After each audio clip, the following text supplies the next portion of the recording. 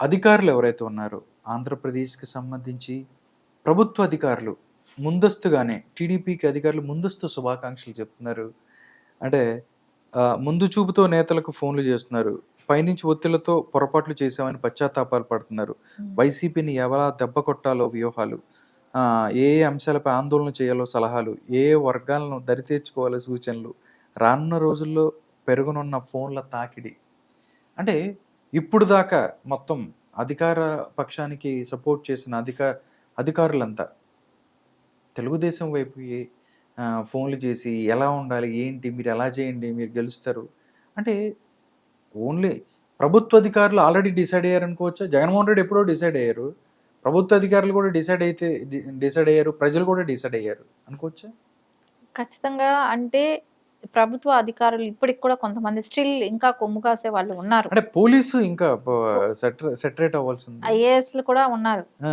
ఇప్పుడు కొమ్ము కాసే వాళ్ళు ఉన్నారు. హ్మ్. కానీ కొన్ని జరుగుతున్న మార్పుల మూలాన కానివ్వండి, ఈసీ వీళ్ళ మీద జాగ్రత్తగా ఈసీ ఉంటది. వచ్చి కొల్లూరు రఘురామ్ గారిని హ్మ్. అస్సాం పంపటమే పంపించడం గాని. అవునండి. కానివ్వండి, ఇంకా కొంత మీద ధర్మారెడ్డి మీద కానివ్వండి, ఈళ్ళందరిని వీ సస్పెండ్ చేసింది. డీజీపీ మీద గాని హ్మ్. వీళ్ళందరి మీద కూడా పురంధరేశ్వరి గారు ఒక లెటరు అవునండి. ఇవ్వటం కానివ్వండి, అంటే ఈసీకి లెటర్ ఇవ్వటమే కానివ్వండి, ఆంజనేయులు గారు అవును. వీళ్ళందరి మీద లెటర్ ఇవ్వటమే కానివ్వండి, అది సీరియస్‌గా తీసుకున్నటమే గాని కొల్లూరు రఘురామరెడ్డి గారిని అవును.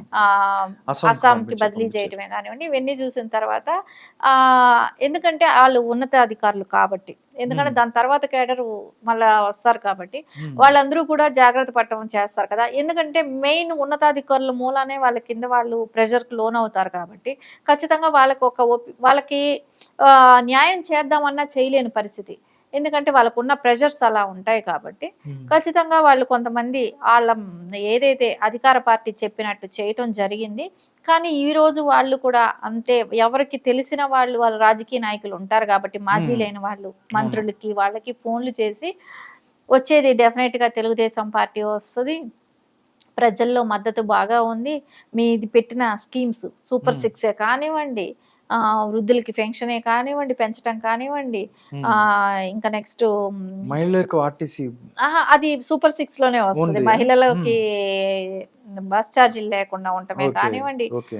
వికలాంగులకి హ్మ్. 4000 నుంచి 6000 చేయటమే కానివ్వండి, వాలంటీర్‌లకి 10,000 చేయటమే కానివ్వండి, ఇవన్నీ డెసిషన్సే కానివ్వండి, అంటే రైతులకి సంవత్సరానికి హ్మ్.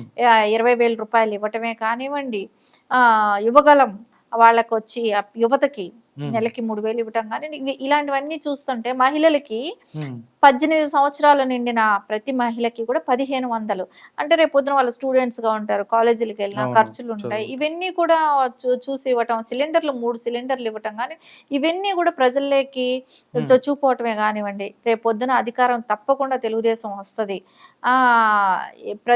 ప్రజలు నాడి వాళ్ళకి తెలుసు కాబట్టి, ఓకే. ఏదైతే బావుంటది అనేది వాళ్ళకి తెలిసింది గాబట్టి, ఏది రా ప్రజలలో ఉన్న ఒపీనియన్ వాళ్ళకి అర్థమైంది కాబట్టి, ఖచ్చితంగా తెలుగుదేశం వస్తది. హ్మ్. సో, మనకు టచ్‌లో ఉన్న నాయకులకి వాళ్ళు టచ్‌లోకి రావటమే కానివ్వండి, ఈ ఒపీనియన్స్ అన్నీ కూడా వాళ్ళు షేర్ చేసుకోవటమే కానివ్వండి, మాకు కొన్ని ఒత్తిళ్ళు మూలాన మేము అలా నడుచుకోవాల్సొచ్చింది హ్మ్. అనే విధానం వాళ్ళు చెప్పుకోవటమే గానివ్వండి జరిగింది. ఖచ్చితంగా వాళ్ళందరూ గూడా తెలుగుదేశం రావాలనే కోరుకుంటున్నారనేది అయితే మనకు అర్థమవుతుంది. ఎందుకంటే తెలుగుదేశం పార్టీ వస్తే ఎలా ఉంటదంటే, మేడం. వాళ్ళకో ఫ్రీడమ్ ఉంటది. వాళ్ళు ఏదైతే వాళ్ళకి నచ్చి ఒక న్యాయమైన పని వాళ్ళు చేయాలనుకుంటే ఎక్కడ అబ్జెక్షన్ ఉండదు. ఓకే. సో, నారా చంద్రబాబు నాయుడు అభివృద్ధి పరంగానే ముందుకెళ్తారు కాబట్టి, ఖచ్చితంగా ఆ అవకాశం వాళ్ళకుంటది గాబట్టి, అదే చేయమనే చెప్తారు. ఓకే. వీళ్ళకేంటంటే ఇక్కడ ఫ్రీడమ్ లేదు. సో, హ్మ్. వాళ్ళు చేసే తప్పులన్నీ రేపొద్దున వీళ్ళు కూడా ఇరుక్కునే పరిస్థితుంది. ఓకే. రేపొద్దున వీళ్ళు కేసులుకి వెళ్ళే పరిస్థితుంటది. హ్మ్. ఇవన్నీ జూసినప్పుడు మనకు ఖచ్చితంగా ఎవరికైనా గూడా ఎవరికి ఫ్రీడమ్ ఉండే చోట వాళ్ళకి కావాలనుకుంటారు. సో, చంద్రబాబు నాయుడు గారొస్తే మనకందరికీ సేఫ్ అనేది వాళ్ళ ఆలోచన.